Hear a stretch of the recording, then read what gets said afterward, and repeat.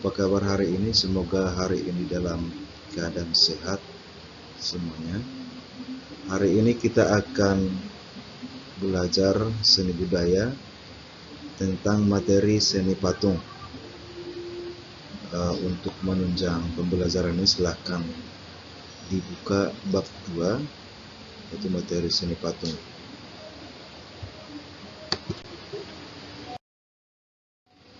Tujuan pembelajaran kita hari ini yang pertama yaitu mengidentifikasi karya patung dengan berbagai bahan dan teknik.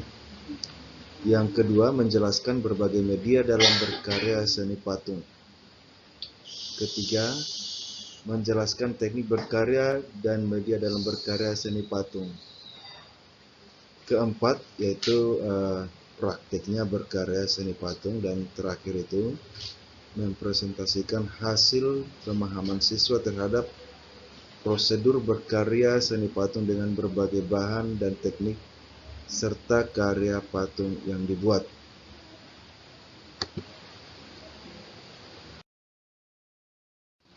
Nah, yang pertama kita membahas dulu mengenai pengertian seni patung. Apa itu seni patung? Nah, di sini bisa kalian lihat beberapa contoh patung. Ada patung Buddha, ada patung kuda, dan ada patung monumen.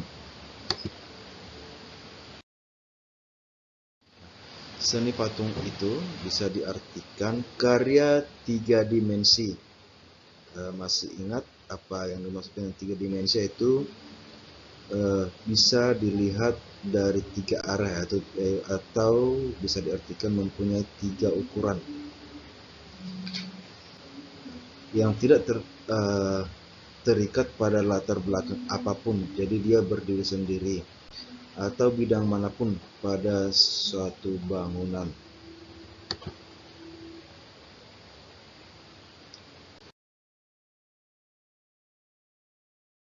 Ada beberapa pengertian seni patung menurut para ahli. Yang pertama dari Mike Susanto mengatakan bahwa seni patung adalah sebuah tipe karya 3 dimensi yang berbentuk dibuat dengan metode subtraktif atau mengurangi bahan seperti memotong, menata, atau aditif. Bisa diartikan membuat model lebih dulu seperti mengecor dan mencetak. Ada dari Sunarso menyebutkan bahwa seni patung adalah semua karya dalam bentuk meruang. Kemudian menurut Kamus Besar Indonesia mengatakan bahwa seni patung adalah benda tiruan bentuk manusia dan hewan yang cara pembuatannya dengan dipahat.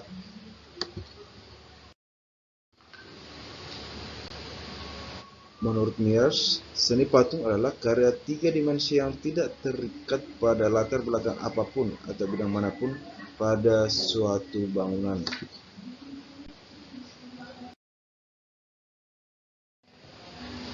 Itu tadi beberapa pengertian seni patung. Nanti bisa kalian simpulkan sendiri atau membaca pengertian seni patung yang di buku pelajaran. Secara umum berdasarkan pembuatannya, seni patung itu bisa dibedakan 3 bagian atau 3 macam. Yang pertama, patung sebagai fungsi personal. Yang dimaksud dengan sebagai fungsi personal adalah seni patung itu diciptakan semata-mata untuk kepentingan personal atau pribadi, kelompok, sebagai ekspresi perasaan dan ungkapan pribadi termasuk tujuan religi atau sarana beribadah. Di sini kita akan melihat beberapa contoh patung yang termasuk fungsi personal.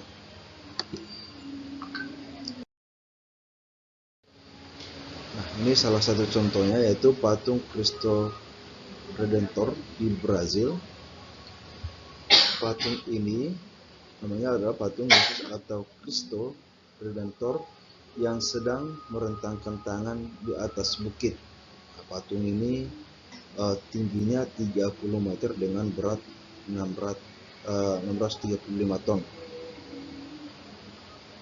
Ini berfungsi sebagai religi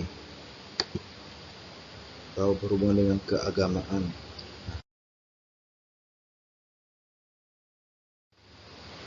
Yang berikutnya adalah patung Buddha.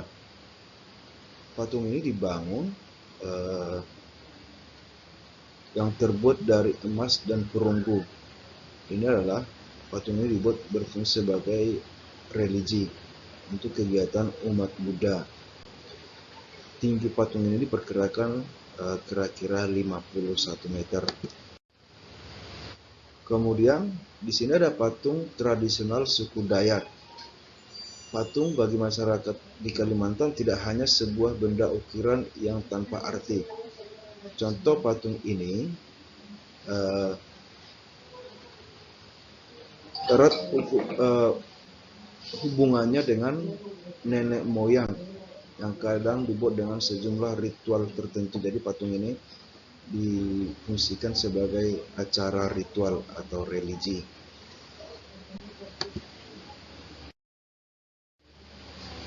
Yang kedua, patung sebagai fungsi sosial.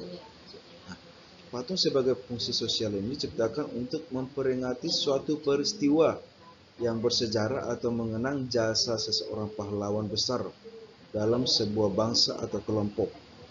Dalam catatan sejarah, misalnya patung untuk monumen. Kita lihat beberapa contoh patung yang termasuk fungsi sosial. Nah, yang pertama monumen Pancasila Sakti, di mana monumen ini dibuat di depannya ada patung-patung para jenderal yang gugur dalam pertahanan ideologi bangsa saat pemberontakan PKI pada 30 September 1965. Jadi di sini ada patung Garuda dan ke-7 jenderal yang gugur pada tanggal 30 September 1965. Yang kedua, monumen perdamaian Sampit. Ini monumen ini dibuat untuk memperingati peristiwa di kota Sampit. Jadi ini dibuat sebagai lambang perdamaian suku Dayak dengan suku Madura. Desain tubuhnya sangat megah, besar dan menjulang tinggi. Kemudian monumen Soekarno-Hatta. Ini monumen pahlawan proklamator Indonesia, dibuat untuk mengenang jasa Soekarno dan Hatta.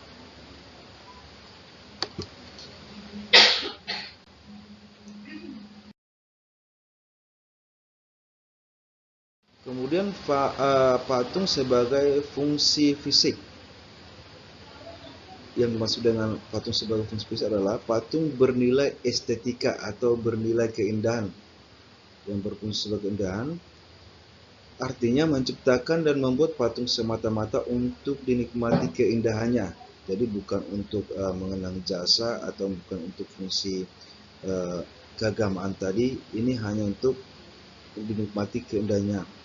Patung-patung yang dibuat sengaja untuk menghiasi sebuah taman, sebagai dekorasi di sebuah gedung, dan juga berfungsi memperindah sebuah konstruksi bangunan. Beberapa contoh patung yang termasuk fungsi fisik adalah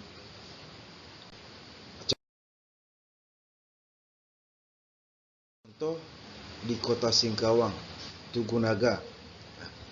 Patung Tugu Naga itu berfungsi sebagai dekorasi, yaitu menghiasi kota.